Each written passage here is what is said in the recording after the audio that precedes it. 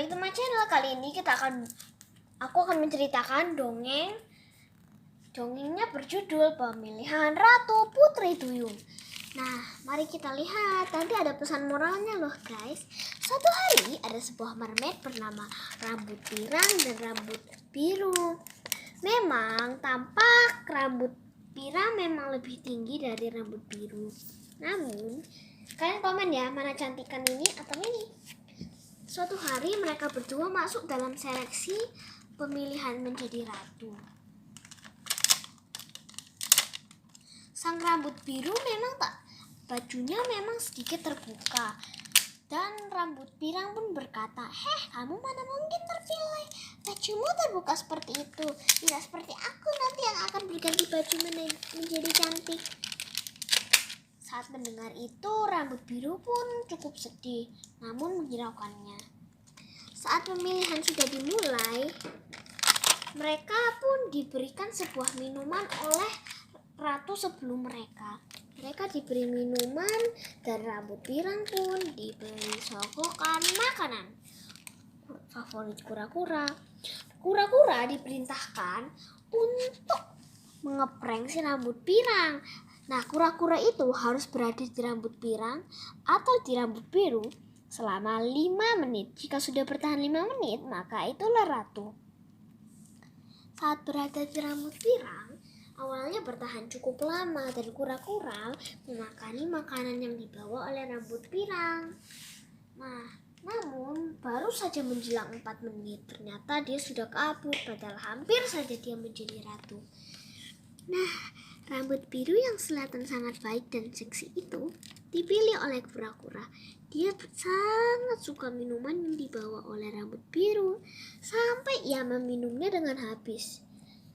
Nah, akhirnya kura-kura pun menetap dan sangat menyukai Rambut Biru. Akhirnya Rambut Biru pun dinobatkan sebagai ratunya dan dipakaikan mahkota.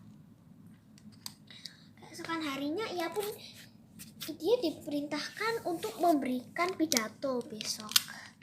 Akhirnya dia pun akhirnya pulang ke kerajaan karena sudah dinobatkan sebagai ratu baru penerus tahta. Namun ratu yang sebelumnya juga tetap mendapatkan gaji. Nah, rumah Rambut Pirang pun berada di atas jauh dari kerajaan. Ia sangat lelah dan akhirnya mencari baju tidur yang sepadan untuk ia gunakan. Ia mencari dari segala baju tidur, ia sangat suka dengan ekor duyung. Ini sebenarnya adalah ekor duyung, namun ia menggunakannya sebagai baju tidur yang nyata. Ia menaruh mahkotanya di pinggir. Ternyata rahasianya bisa memiliki rambut yang sangat cantik dan juga badan yang sangat cantik karena ia meminum kolagen berwarna pink. Dan keesokan harinya, ia pun masih tak bangun karena dia masih tertidur dengan lelap. Lalu sebenarnya Rambut Pirang sempat datang ke depan kerajaan karena tak ada penjaga. Namun dalam hatinya begini, aku akan mengambil mahkota itu. Namun dia juga berpikir, aku akan menggunakan mahkota itu, tapi aku kan tak akan bersinar jika menggunakan mahkota itu. Akhirnya dia pun memiliki ide yang sangat banyak dan akan mengelabuhi semua rakyat. Ia pun perlahan-lahan dengan suara yang sangat kecil mengambil mahkota dan mengambil sehelai rambut milik rambut si biru. Ia pun pergi dan melihat baju yang telah dipersiapkan untuk acara pidato nanti. Dia melihat baju itu sangat cantik dan dia menggunakannya.